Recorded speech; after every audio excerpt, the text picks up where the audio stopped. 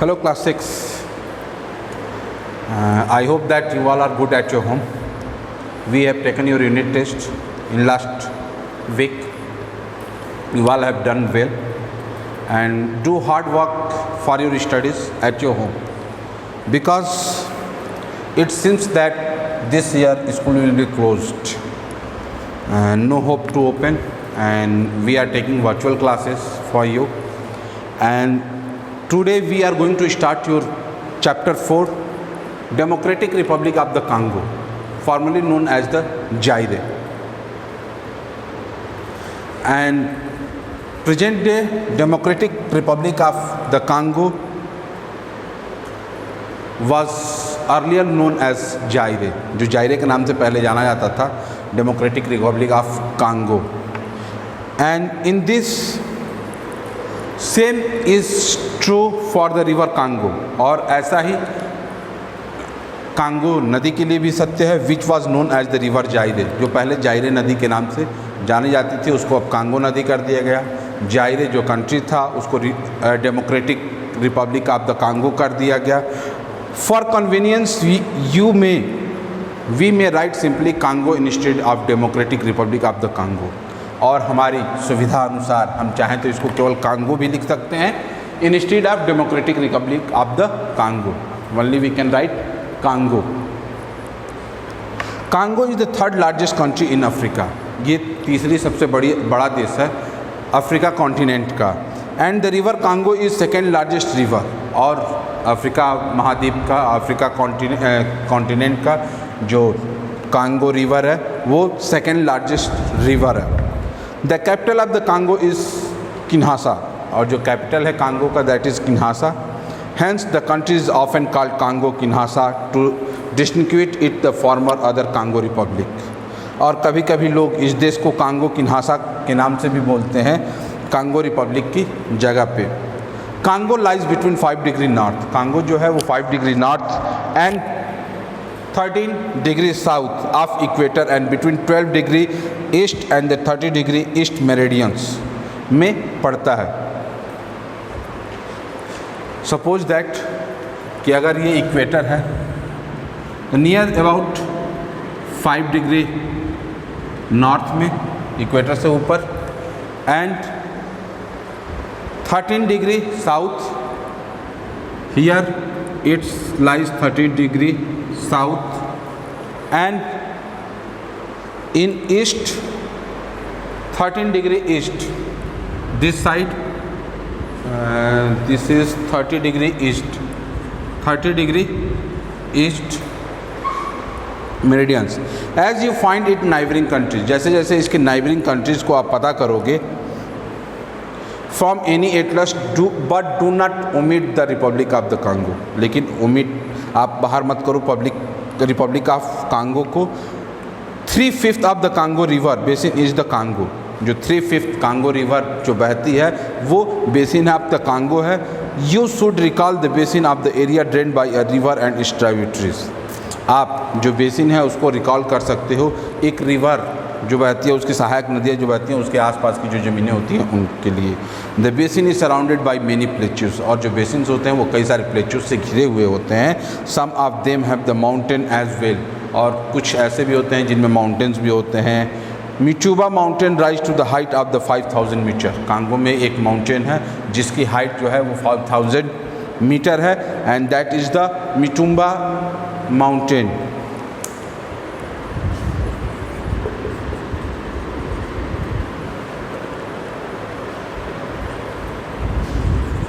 मिटूबा mountain, इसकी जो height है वो 5000 metre from sea level. Height of a mountain or height of a land that is measured from sea level, जो height होती है mountain की या किसी भी लैंड की वो सी लेवल से मेजरमेंट की जाती है, तो 5000 मीटर है। The river has many falls, and Congo rivers में कई सारे फॉल्स हैं, दस लिमिटिंग इट्स नेविगेशनल पॉसिबिलिटीज़, जो कम करते हैं इसके नेविगेशनल पॉसिबिलिटीज़ को। But many hydroelectric power stations have been developed on it, लेकिन कई सारे जो फॉल्स हैं उनके ऊपर कई सारे hydro electric power station develop किए गए हैं। The river meets the Atlantic ocean after covering about 4700 kilometres. और जो कांगो रिवर है ये 4700 किलोमीटर की डिस्टेंस तय करने के बाद ये अटलांटिक ओशन में जाके मिल जाती है। Congo has humid tropical climate, यहाँ पे ह्यूमिड ट्रॉपिकल क्लाइमेट है। द डे टाइम टेम्परेचर में भी between 33 degree centigrade to 26 degree centigrade. जो डे टाइम का टेम्परेचर होता है यहाँ पे 32 टू 26 डिग्री सेंटीग्रेड होता है। एंड नाइट टाइम टेम्परेचर में फॉल नॉट बिलो 20 डिग्री, और रात में जो टेम्परेचर होता है 20 डिग्री सेंटीग्रेड के नीचे नहीं जाता है। The average rainfall varies from, जो एवरेज रेनफॉल है यहाँ पे वो 2000 मिलीमीटर टू 1500 मिलीमीटर्स होती है in a year. There is no dry season along the equator but in the north, यहाँ पे कोई ड्राई सीजन नहीं है, सूखा मौसम नहीं है इक्वेटर के साथ होने के बाद भी। But in the north of it dry season in winter, जो नॉर्थ में इक्वेटर के ऊपर जो एरिया है वो ड्राई सीजन सूखा मौसम होता है, लेकिन कब, जाड़ों में होता है ना कि गर्मियों में। And in the south of it dry season is in Mumbai in summer. ये जो ऊपर वाला इक्वेटर के ऊपर वाला एरिया है यहाँ पे ड्राई सीजन जो होता है ये विंटर में होता है, और जो विलो वाला एरिया है यहाँ पे जो ड्राई सीजन होता है ये समर में होता है।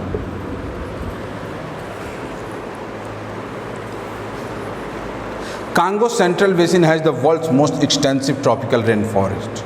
जो कांगो सेंट्रल बेसिन है, जो नदी है जो कांगो के बीचों बीच से बहती हुई है, वहाँ पे जो इसका बेसिन है ये विश्व के कुछ सबसे एक्सटेंसिव, सबसे बढ़िया जो ट्रॉपिकल रेन फॉरेस्ट है उनमें से एक है। It is surrounded by savannas, एक तरफ इसके सवाना ग्रासलैंड्स हैं, टुवर्ड्स द प्लेच्यूज की तरफ quite often the rain forest and the savannas run into each other.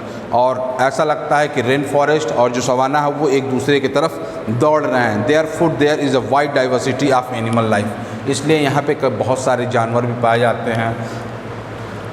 Congo have ores of copper, यहाँ पे कई सारे ओर्स पाए जाते हैं। प्लेच्यूज हैं तो प्लेच्यूज में मिनरल्स पाए जाते हैं, तो उन मिनरल्स में कॉपर्स है, इंडस्ट्रियल डायमंड्स हैं, गोल्ड हैं, जिंक हैं and silver. There are many other minerals ores are found as well, और बहुत सारे मिनरल ओर्स वहाँ पे पाए जाते हैं। The country has petroleum reserves हैं, यहाँ से पेट्रोलियम ऑयल्स आते हैं, which are being explored this days, जिनको आज कल निकाला जा रहा है।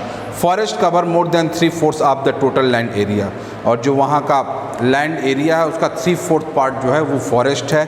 Main occupation of the people Congo is agriculture, वहाँ के लोगों की जो मुख्य व्यवसाय है, जो मुख्य वहाँ पे वो लोग ज़्यादातर एग्रीकल्चर ही करते हैं, कृषि का कार्य करते हैं। After that we see how geographical location and climate affect life of people. अब हम देखेंगे कि जो जियोग्राफिकल लोकेशन है और क्लाइमेट है वहाँ के लोगों का जीवन वो कैसे प्रभावित करता है। The equator passes almost the middle of the Congo, जो इक्वेटर है वो ऑलमोस्ट बीचों बीच निकलता है, कांगो के बीचों बीच निकल सकते हैं। ज़्यादा पोर्शन साउथ हेमिस्फीयर में थोड़ा सा ऊपर से निकलता है, थोड़ा ही पोर्शन इक्वेटर के ऊपर है, वहाँ से इक्वेटर पास करती है। And there are heavy rains almost all through the year on and around it, और पूरे साल लगभग बारिश होती रहती है, क्योंकि विश्व के जो सबसे बढ़िया ट्रॉपिकल रेन फॉरेस्ट है उनमें से एक कांगो में है, तो यहाँ लगभग पूरे साल बारिश होती रहती है। There are dense rain forest and which the sun is hardly ever penetrate, और बहुत ही घने रेन फॉरेस्ट हैं और बहुत कम ही ऐसा होता है कि सूर्य की किरणें ज़मीन तक पहुँच सकें। Trees are evergreen with no fix season for leaf shedding, वहाँ के जो पेड़ हैं वो एवरग्रीन होते हैं, कभी भी पत्तियाँ नहीं गिरती हैं, एक स्पेसिफिक टाइम नहीं होता। जैसे भारत में एक स्पेसिफिक टाइम है जिस समय पत्तियाँ झड़ जाती हैं, लेकिन वहाँ पे ऐसा नहीं है। Therefore animals are able to live on the top branches of trees or creep along the ground, और जो जानवर हैं वहाँ के जो ऊंचे ऊंचे पेड़ हैं उसके ऊपर रहते हैं या ज़मीनों पर रेंगते रहते हैं। One can see many types of bird and butterflies, वहाँ पे कई तरह के बटरफ्लाइज दिखते हैं, पेड़ चिड़ियाँ दिखती हैं। There are many species of monkeys and apes, कई सारे स्पीसीज हैं मंकीज़ के एंड एप्स के। आर्बोरियल लीम्यूर्स, आर्बोरियल लीम्यूर्स हैं, are worth mentioning besides the chimpanzee and the gorillas. कई तरह के जो गोरिल्लाज हैं और चिंपैंजी हैं जो वहाँ पे पाए जाते हैं। Insects world is much varied specially ants, और इंसेक्ट्स वर्ल्ड है जो मच वेरिड करता है specially ants. Many types of lizards, frogs and snakes are in evidence. कई तरह के लिजार्ड्स पाए जाते हैं, फ्रॉग्स पाए जाते हैं, स्नैक पाए जाते हैं, और भी कई तरह के वहाँ पे इंसेक्ट्स पाए जाते हैं। There are hardwood trees and trees felling is not possible. Hardwood जो कड़ी लकड़ियाँ होती हैं उनके पेड़ हैं, और ये पेड़ जल्दी गिरते नहीं हैं। There is no human habitation deep in the forest. जो घने जंगल हैं उसके अंदर कोई भी मानव नहीं रहते, मानव बस्तियाँ नहीं हैं, लोग नहीं रहते हैं। It is only on the periphery of the forest. ये केवल फॉरेस्ट पे लोग रहते हैं। Pygmies people are known to be living around this forest. Pygmies people, this is a group of peoples that live around the forest. Their average height is 59 inches, और उनकी जो average height होती है that is 59 inches. Most of them prefer food gathering and hunting beside the fishing. और इनमें से ज़्यादा लोग फूड गैदरिंग होती है, घूम घूम के वो लोग खाना इकट्ठा करते हैं और शिकार करते हैं, उसके बाद ये लोग फिशिंग करते हैं। Therefore they are supposed to be always on the move, और ये सपोज किया जाता है कि they will be always on move, वो हमेशा कहीं ना कहीं घूमते रहते हैं for their livelihood because they are food gatherers and hunters. Therefore they are supposed to be always on the move. Now some of them are settling down as farmers. They wear minimum clothes, और उनमें से अब कुछ लोग as आ एग्रीकल्चरर farmers के तौर पे वो शिफ्ट कर रहे हैं, और वो कपड़े बहुत कम पहनते हैं। High up on the plateaus, जो प्लेचूस के ऊपर हैं, कांगो है, सवाना डिस्ट्रीब्यूटेड अराउंड फॉरेस्ट, और सवाना है जो अलग अलग घास के मैदान हैं। Savannas are grass land which sparsely distributed trees which are the all together different than rain forest. Savanna जो है ये ग्रास के मैदान होते हैं, ग्रासलैंड होते हैं, और इनमें अलग तरह के पेड़ पाए जाते हैं जो रेन फॉरेस्ट में उनसे बिल्कुल अलग पेड़ यहाँ पे पाए जाते हैं। ग्रास में grow up to 3 or 4 metres height. वहाँ पे जो ग्रासलैंड में जो ग्रास होती हैं उनकी हाइट जो होती है 3 to 4 मीटर्स होती है। Here the animal would be dominated, यहाँ पे जो जानवर पाए जाते हैं that's are elephants, wild buffaloes, giraffes and deers of many species, predatory animals like lion, cheetahs, wolves and wild dogs. There are a lot of wild animals are found there. Species of birds are also different than the rain forest. और जो species होते हैं वो birds की वो भी एकदम अलग है, रेन फॉरेस्ट से अलग हैं। vultures, hawks, eagles, ostrich and other birds are found here. ये जो चिड़िया होती हैं यहाँ पे पाई जाती हैं। Species of lizards and reptiles are different than those of rain forest, और जो स्पीसीज़ होती हैं लिजार्ड्स की और रेप्टाइल्स की, जो स्नैक्स हैं, वो भी रेन फॉरेस्ट से एकदम बिल्कुल अलग होती हैं। Further away from the bank of the river Congo a few marsh lands are there, और कंगो नदी के बेसिन से जब हम हटते हैं तो कुछ मार्श लैंड्स हैं वहाँ पे। Special species of fish which can live in water as well as in mud is found here. यहाँ पे कुछ ऐसी स्पेशल स्पीसीज़ पाई जाती हैं मछलियों की, फिशेस की, जो पानी में भी रहती हैं और एज वेल एज मड में भी रहती हैं, कीचड़ में भी रहती हैं। Hippopotamus, crocodiles are also seen, hippopotamus भी दिखते हैं, क्रोकोडाइल्स दिखते हैं। Mangrove trees grow in swamps, और स्वैम्स में जहाँ पे नदी जाके मिलती है वहाँ पे मैनग्रोव ट्री भी दिखते हैं। About 2/3 of the people Congo are the Bantu, और जो 2/3 लोग हैं कांगो के वो बंतु हैं। There are hundreds of different groups among Bantus, Bantus में भी कई तरह की प्रजातियां हैं, कई तरह के ग्रुप्स बने हुए हैं। दिस में differ culturally and socially among themselves, और उनके अनुसार कल्चरली और सोशली वो लोग एक दूसरे से उनका रहन सहन भिन्न है। They also speak different languages, और अलग अलग लैंग्वेजेस वो बोलते हैं। People of Congo speak French and English besides their own local languages. जो पीपल ऑफ कांगो हैं वो फ्रेंच भी बोलते हैं और इंग्लिश भी बोलते हैं अपनी लोकल लैंग्वेजेस के अपार्ट अलग। Main occupations of the people of Congo is agriculture, जो वहाँ के लोग हैं उनका जो मेन ऑक्यूपेशन है that is agriculture. They grow cassava, it is the root in their staple food, और ये इसकी जो रूट्स होती हैं वो उनका स्टेपल फूड है, मुख्य डाइट है। The root is like sweet potato, जो रूट होती है वो स्वीट पोटैटो की तरह होती है। Paddy is another crop, paddy जो है दूसरा क्रॉप है। Which they grow that needs plenty of waters, जिसको वो लोग उगाते हैं और उसके लिए बहुत सारा पानी चाहिए। Their other economic activities is minimum which mostly they've export, और जो उनका इकोनॉमिक एक्टिविटीज़ है वो माइनिंग है, और वो ज़्यादातर वो माइनिंग करके जो ओर्स होते हैं उसको वो एक्सपोर्ट करते हैं। दे आल्सो कल्टिवेट कॉफ़ी, वो कॉफ़ी कल्टिवेट करते हैं। Rubber, sugar cane, palm and coconut, most of which is exported. Coffee या रबर, शुगर कैन ये ज़्यादातर एक्सपोर्ट की जाती हैं। That's all in this chapter. By transport अगर हम देखते हैं तो rivers are the most important means of transport. उनके ट्रांसपोर्टेशन के लिए एक जगह से दूसरे जगह जाने के लिए वो रिवर्स का यूज़ ज़्यादा करते हैं। Railway and roads come next to it, और उसके बाद वो लोग रेलवे का या रोड्स का यूज़ करते हैं। That's all in this chapter. We will meet you soon in next chapter. Thank you.